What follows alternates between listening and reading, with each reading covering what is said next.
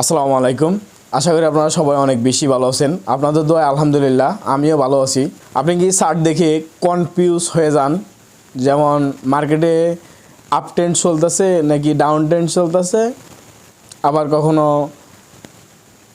Sideways trend চলতেছে?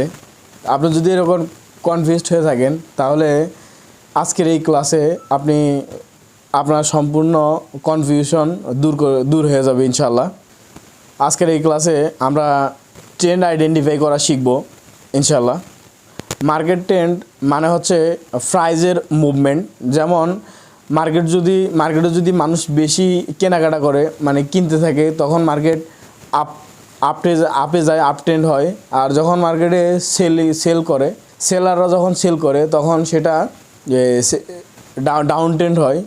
আর যখন মার্কেটে উভয় পক্ষ থাকে তখন মার্কেটে সাইডওয়েজ ট্রেন্ড থাকে, মানে মার্কেট ফ্লাকচুয়েশন করতে থাকে সাপোর্ট বিকাম রেজিস্ট্যান্সের ভিতরেই। এতটুকু আশা করি আপনারা বুঝতে পারছেন। আর আপট্রেন্ডে মার্কেট আছে কি না আপনি কীভাবে বুঝবেন? আপনার বোঝার জন্য আপনি মার্কেটে যাবেন, দেখবেন যে মার্কেটে হায়ার হাই লো বানিয়ে মার্কেট আপে যাইতেছে। এরপরে আপনি যখন আরেকটা দেখবেন যে মার্কেট ডাউনে যাচ্ছে কিনা আপনি দেখবেন কিভাবে লোয়ার হাই লোয়ার লো বানিয়ে মার্কেট ডাউনে শিফট করে। তো প্রত্যেকটা মার্কেটে আপনি একটা জিনিস খেয়াল করবেন, যখন সাইডওয়েজ ট্রেন্ড থাকে, সাইডওয়েজ ট্রেন্ড যখন মার্কেটে হয়, সাইডওয়েজ ট্রেন্ডের পরে দেখবেন যে বিগ একটা মুভ দেয়, সেটা আপনার আপ সাইডে হোক আর ডাউন সাইডে হোক, বিগ একটা মুভ দিয়ে আপনার এরপরে আবার মার্কেট সাইডওয়েজ করার পর আবার বিগ একটা মুভ দিবে। এইভাবে মার্কেটটাই চলে। মার্কেটে চলার ধরন তিন প্রকার, আমরা সবাই জানি, এটা নতুন করে বলার কিছু নাই। Up trend, down trend, sideways trend.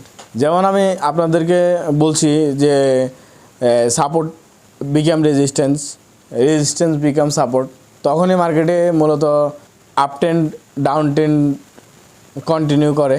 যেমন সাপোর্ট হলো এমন একটা জায়গা, যে জায়গায় মার্কেট মানে বারবার এসে আপসাইডে যায়। যেমন মার্কেট এক জায়গায় আসলো, সাপোর্টে বাড়ি খেয়ে আবার মার্কেট আপসাইডে গেল, সেটা মানে সাপোর্ট। এরপরে আপনার রেজিস্ট্যান্স হচ্ছে এক জায়গায় মার্কেট গেল, মানে আপসাইডে গেল, মার্কেট আপসাইডে যাওয়ার পরে মার্কেট ডাউনে শিফট করলো, আবার সেম জায়গায় মার্কেট যাওয়ার পরে আবার যখন নিচে শিফট করে তখন সেটারে রেজিস্ট্যান্স ধরা হয়। এরপর আসুন আপনার, যেমন আমরা অনেকেই মার্কেটে একটা লাইন ড্র করে আমরা মানে ভাবি যে মার্কেট আমার লাইনে ট্যাপ করে দেব। এটা তো আর আমাদের নিজেদের মার্কেট না যে আমরা যেভাবে চাইতেছি সেভাবে মার্কেটটা যাবে। তো বাট লাইন ড্র করলে এই যে মার্কেট মানে আমার লাইন অনুযায়ী যাবে, সেটা কোনো দিনও সম্ভব না। আরেকটা জিনিস জানবো, সেটা হচ্ছে আপনি কন্টিনিউশন মার্কেট কীভাবে চিনবেন। যেমন মার্কেট হায়ার লো বানায় যাইতেছে, হায়ার লো বানিয়ে যখন ওই হাইটা ব্রেক করে আবার মার্কেট আপ ট্রেন্ড কন্টিনিউ করবে, তখন আপ ট্রেন্ড কন্টিনিউশন মার্কেট। সেমভাবে আপনি যখন মানে ডাউন ট্রেন্ডে যখন ট্রেড করবেন তখন দেখবেন যে লোয়ার হাই লোয়ার লো ভেঙে এরপরে যখন মার্কেট সাইডওয়েজ মার্কেট করবে, সাইডওয়েজের পরে মার্কেট আবার যখন নিচের দিকে ডাউনে শিফট করবে, তখন সেটা কন্টিনিউশন ডাউন ট্রেন্ড মার্কেট হবে। তো আমি সবসময় প্রত্যেক ট্রেডারকে একটা জিনিস সাজেস্ট করি, সেটা হচ্ছে যে আমরা সবাই যেন মানে মার্কেটটা ঠিকঠাক মতো ড্র করা শিখি।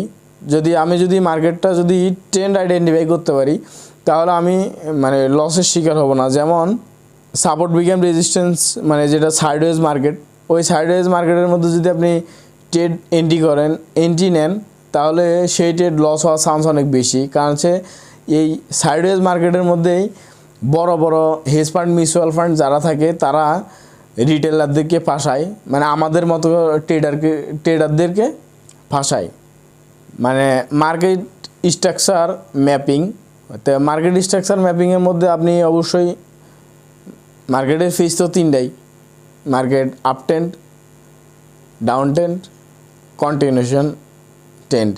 তো এই কন্টিনিউশন ট্রেন্ডে ট্রেড না করাই ভালো। আপনি যখন চিনতে পারবেন তখন আপনি ট্রেড করবেন না, এটাই স্বাভাবিক। তো আবার ওই যে আমরা শুনে আসছি অনেক আগে থেকেই যে ট্রেন্ড ইজ আওয়ার ফ্রেন্ড। হ্যাঁ, এটা সব সময়ের জন্য না।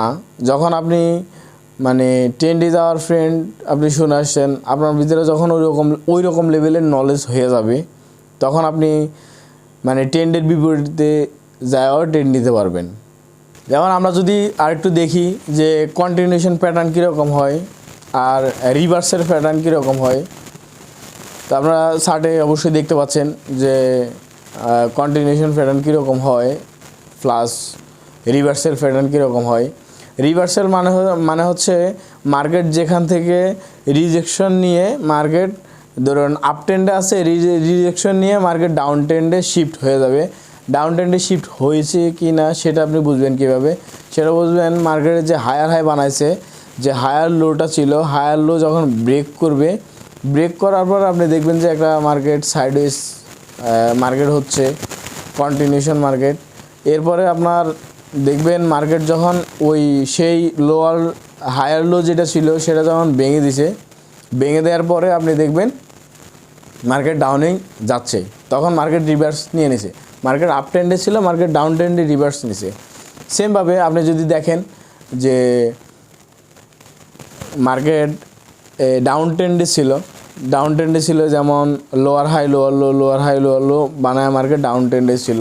মার্কেট যখন ডাউন ট্রেন্ডে ছিল, এরপরে মার্কেট মানে কন্টিনিউশন মার্কেট তো হইলই, যেহেতু লোয়ার হাই লোয়ার লো বানায় মার্কেট নিচে যাচ্ছে, নিচে গেল। এরপর আপনার রিভার্স নেওয়ার জন্য মার্কেট অবশ্যই ছোট্ট করে একটা সাইডওয়েজ করবে। সাইডওয়েজ করার পর আপনি বসে থাকা লাগবে যে মার্কেট আপনি যে জায়গায় বসে আছেন মানে মানে মার্কেট কি রিভার্স নিতে পারে কিনা আপনি দেখার জন্য বসবেন। তখন আপনি খেয়াল করবেন যে মার্কেট যে লোয়ার হাইটা ছিল, প্রিভিয়াস মার্কেটের যে লোয়ার হাইটা ছিল, ওই লোয়ার হাইটা ব্রেক করছে কিনা। ব্রেক করার পরে মার্কেট দেখবেন আবার একটা সাইডওয়েজ করবে। সাইডওয়েজ করার পরে মার্কেট এরপর আবার কন্টিনিউশন আপ ট্রেন্ডে কন্টিনিউ করবে। এটা হচ্ছে রিভার্সেল প্যাটার্নের ধরন। রিভার্সেল প্যাটার্ন মূলত দুই রকম, একটা হচ্ছে আপ ট্রেন্ড থেকে ডাউন ট্রেন্ডে হয়, আরেকটা হচ্ছে যে ডাউন ট্রেন্ড থেকে আপ ট্রেন্ডে যায়, পিকেশন। আর হচ্ছে আপনার ম্যানিপুলেশন। যেমন ম্যানিপুলেশন কারা করে, মানে বড় বড় দাদারা যারা মানে বৈশা থাকে যে বিগ ক্যাপিটাল নিয়ে, তারা কিন্তু ম্যানিপুলেশন করে। তো মানে পাবলিক পার্টিসিপেশন আপনি চাইলে করতে পারবেন না, কারণ হচ্ছে আপনার কাছে ওই রকম লেভেলের কোনো ক্যাপিটাল নাই। আমি চাইলেই মানে মার্কেটে যখন ওই যে একটা সার্টেন লেভেল পর্যন্ত না যাওয়া পর্যন্ত আমি চাইলেই মানে আপ ট্রেন্ড মার্কেট চলতেছে, কন্টিনিউশন মার্কেট আপ ট্রেন্ড, আপনি চাইলেই কিন্তু মানে মার্কেটে ডাউনের ট্রেড নিতে পারবেন না, কারণ আপনার কাছে ওই রকম বিগ কোনো ক্যাপিটাল নাই।